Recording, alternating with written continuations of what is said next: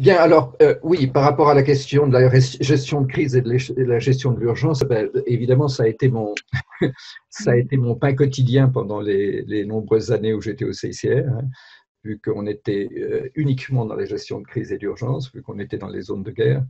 Donc, je connais très bien la gestion de crise et la gestion d'urgence. La différence, c'est qu'on n'était pas dans la gestion d'urgence d'entreprise. On était dans la gestion d'urgence de camps de réfugiés, d'hôpitaux de campagne, enfin voilà. Mais comment dire, les éléments de la gestion de l'urgence et de la gestion de crise sont les mêmes. Cela dit, ils doivent être évidemment contextualisés si on gère un camp de réfugiés ou si on gère une entreprise, c'est pas exactement la même chose. Mais les éléments clés restent similaires. Ensuite, par rapport à l'application du BNB en situation d'urgence ou de crise en entreprise, c'est ce que je suis en train de faire avec BITIS. Donc, BITIS, c'est la plus grande usine de fabrication et de vente de chaussures au Vietnam, qui a 8500 employés, qui produit 25 millions de paires de chaussures par an, et dans lequel on est là maintenant en troisième année de mise en œuvre du BNB dans leur entreprise. Et ma tâche particulière, c'est de travailler avec les cadres supérieurs de l'entreprise. Donc, on a un programme où on travaille d'une part avec ce qu'on appelle les ambassadeurs du BNB dans l'entreprise, qui sont, chaque année, on forme 30 personnes, et ça, c'est transversal des différents départements et des différents niveaux hiérarchiques. Qui sont les ambassadeurs du BNB dans l'entreprise, qui sont à la fois ceux qui communiquent, mais c'est aussi qui forment leurs collègues, etc. Et puis, sinon, moi, je travaille avec la direction, les cadres supérieurs, le conseil d'administration. Et là, on vient juste d'avoir une séance la semaine dernière d'1h30. On va de nouveau avoir une séance la semaine prochaine. Et eux, ils sont vraiment dans une situation assez tendue au niveau de leur entreprise, dans la mesure où une partie de leur marché est intérieur et une partie de leur production est pour les grandes entreprises internationales. Par exemple, c'est un des premiers fournisseurs de Decathlon.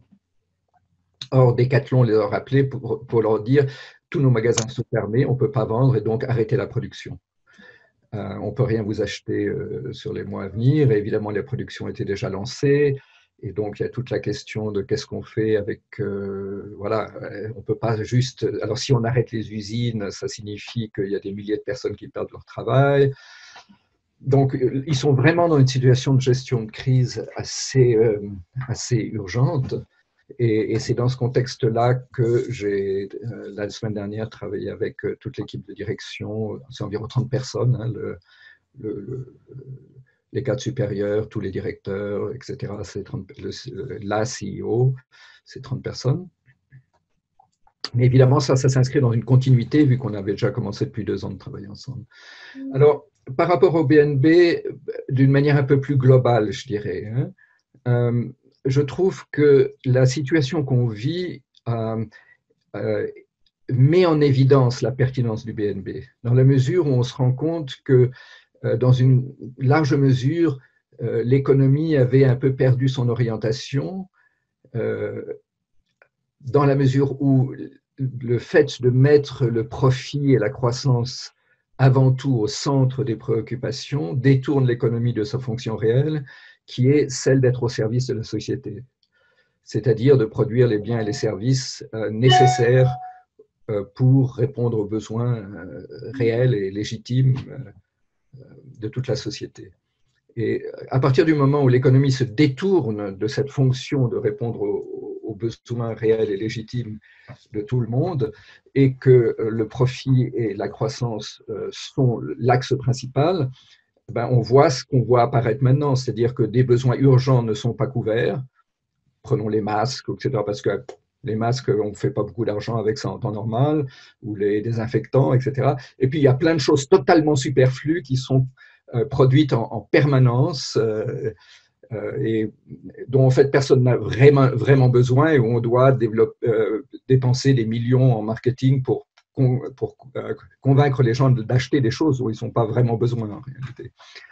Donc là, on voit qu'en période d'urgence, c'est intéressant parce qu'à la fois, on se rend compte que oui, l'économie est absolument cruciale pour le bon fonctionnement de la société, que si l'économie vient à s'arrêter, ben c'est toute notre vie qui est en péril, hein, puisque c'est tous les réseaux d'approvisionnement, c'est tous les produits de première nécessité, c'est les chaînes de production, etc., etc.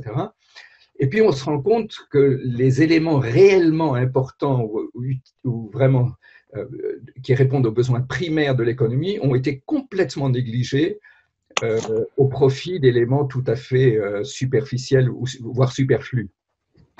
Et donc je trouve ça remet en question le système de manière très radicale et ça nous donne l'occasion de repenser à la fois de la fonction de l'économie, aussi de repenser quelles sont les fonctions réellement importantes dans la société. On se rend compte que, par exemple, il y a énormément de fonctions qui sont complètement sous-évaluées et sous-payées, qui sont très souvent des fonctions occupées par des femmes, comme caissière dans un grand magasin, comme aide-soignante dans un hôpital, comme enfin, on pourrait énumérer de nombreuses fonctions dont on se rend compte qu'elles sont absolument essentielles pour notre survie, mais qui sont sous-évaluées, sous-payées, ne bénéficient que de très très peu de reconnaissance, alors que plein de fonctions dont on se rend compte qu'on peut facilement se passer, en fait, sont surpayées, surévaluées, etc. Donc, ça remet en cause vraiment les priorités du système.